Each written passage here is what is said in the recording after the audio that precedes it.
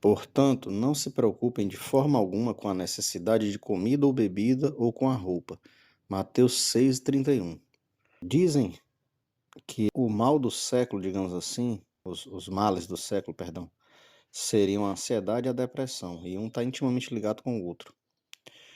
Mas eu não vou falar aqui sobre nenhum dos dois, sobre o aspecto da doença, propriamente dita, exceto no que tange, que hoje em dia tudo é considerado doença, né? Não tem uma explicação mais de autorresponsabilidade. Tudo que é tirar a responsabilidade de si já trata como doença um comportamento que a pessoa teria que lidar com aquilo. Ou mesmo quando oferece uma possível solução, como é o caso da ansiedade e da depressão, sempre colocam com o viés de tirar a responsabilidade de si.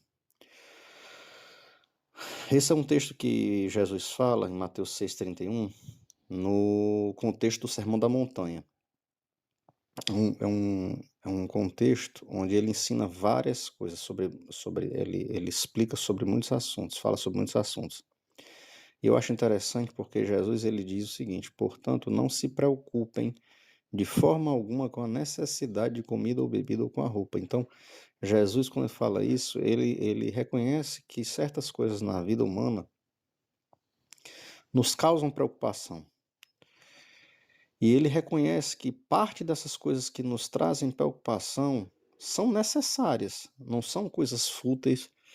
A gente não se preocupa com tudo na vida de maneira despropositada, digamos assim, né? As preocupações que nós temos na vida, nem todas elas dizem respeito a coisas fúteis ou inúteis. Muitas delas são com relação, aliás, eu diria, sem chance de errar, digamos assim, que boa parte das coisas com as quais a gente se preocupa na vida são necessárias. E aqui ele dá o exemplo de comida ou bebida, ou seja, aquelas coisas que suprem as nossas necessidades biológicas mais fundamentais, a nossa subsistência, aquilo que nos permite viver, ou com a roupa, que é aquele que nos mantém aquecidos ou nos protege do calor e do frio, do sol, enfim, da chuva, as coisas que nos dão proteção. Então, aqui a gente incluiria, por exemplo, também a nossa casa, né? E quando Jesus fala isso, pode parecer um pouco absurdo, porque você não se preocupar com coisas fúteis, por exemplo, não se preocupar com a cor de determinada roupa, ainda vai lá.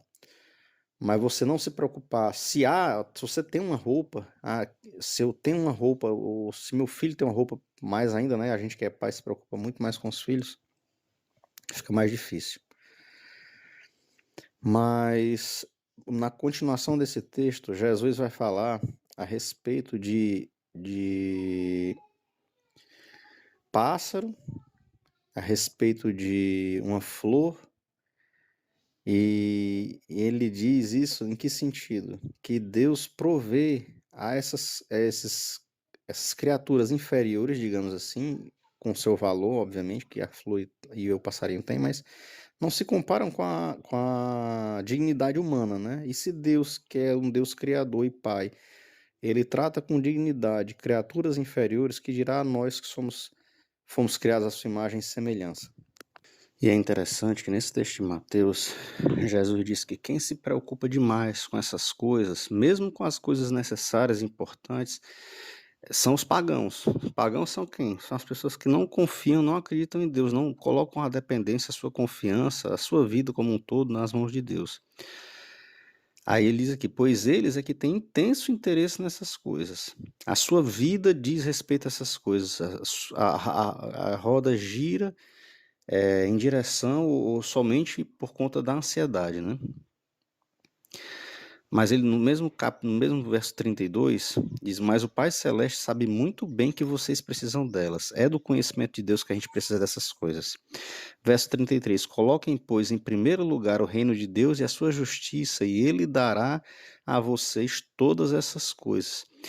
Então, Jesus já vai dando aqui o remédio para solucionar o nosso problema da ansiedade, que é confiar em Deus. Colocar em primeiro lugar o reino de Deus e a sua justiça. Não é simplesmente abrir mão das minhas responsabilidades, abrir mão dos meus sonhos, dos meus desejos, das coisas que a gente precisa como ser humano, como família. Não, mas colocar em primeiro lugar Deus, o nosso relacionamento com Deus, a confiança que Deus vai prover essas coisas, que Ele é um Pai bondoso, generoso. E o verso 34, portanto, não fiquem preocupados com o dia de amanhã. Deus cuidará do dia de amanhã para vocês também, já é suficiente a carga de cada dia. A ansiedade, e a gente deve colocar o nome correto do que se trata, dar nome aos bois, né, como diz a expressão. Ansiedade, para além de uma doença, eu não estou desmerecendo a ciência, não. Deus nos dá inteligência justamente para desenvolver a medicina, a ciência enfim, para o benefício humano, né? Mas a ansiedade, no frigir dos ovos, é um pecado. É um pecado. E que pecado é esse? É o pecado de não confiarmos em Deus, de acharmos que nós podemos segurar o controle remoto da nossa vida e tomar de conta de cada detalhe. E quando a gente sabe, se a gente for bem honesto consigo mesmo, que a gente não consegue. Ora, a gente não consegue nem saber se a gente vai acordar amanhã, que dirá mesmo de outras coisas, né? Na verdade, a maior parte das coisas que dizem a nosso respeito, ou dizem respeito à nossa vida, fogem ao nosso controle. E por essa razão nós antecipamos muitas situações que podem vir a acontecer ou podem não vir a acontecer, e é disso que se trata a ansiedade, né? A preocupação, pré-ocupação, a gente se ocupar previamente de alguma coisa, né?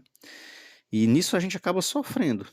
Nisso a gente acaba sofrendo. Mas o remédio de Cristo para esse pecado chama-se confiar em Deus, depender de Deus, colocar o reino de Deus e a sua justiça em primeiro lugar. E mais à frente, Filipenses 4:6, o apóstolo Paulo vai dizer o seguinte: não se aflijam com nada, em vez disso, orem a respeito de tudo. Contem a Deus as necessidades de vocês e não esqueçam de agradecer-lhe. Deus, embora ele saiba de tudo que se passa na nossa vida, ele tem interesse sim em saber as nossas angústias, as nossas ansiedades. E eu ainda vou falar uma reflexão mais específica sobre o pecado, né? Mas eu quis trazer essa reflexão sobre a ansiedade, porque às vezes a gente pensa em pecado como aquelas coisas absurdas, e eu não vou nem dizer que não são, né? Por exemplo, adultério ou assassinato, um crime, como um pecado. E sim, são crimes, são pecados. Mas na nossa caminhada cristã, a gente se depara muitas vezes, na maior parte do tempo, com, entre aspas, pecados pequenos. Pecados que roubam a nossa paz e que a gente às vezes tem dificuldade de lidar com pecados que são. E aí eu coloco a ira, por exemplo, a mentira, o descontrole emocional, o descontrole com relação ao alimento, a falta de disciplina e, no caso aqui, a ansiedade. Então, Paulo diz para a gente não ficar ansioso com relação às coisas, muito pelo contrário, a gente deve orar a respeito de tudo. Então, por exemplo, eu vou ser bem honesto, eu sou uma pessoa que tem sérias dificuldades com relação à ansiedade, com esse pecado da ansiedade.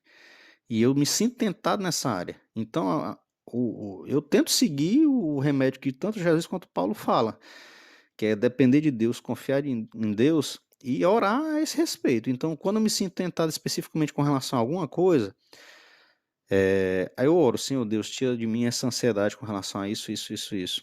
E coloco o meu coração, derramo meu coração a Deus, dizendo: Deus, eu estou ansioso com relação a isso.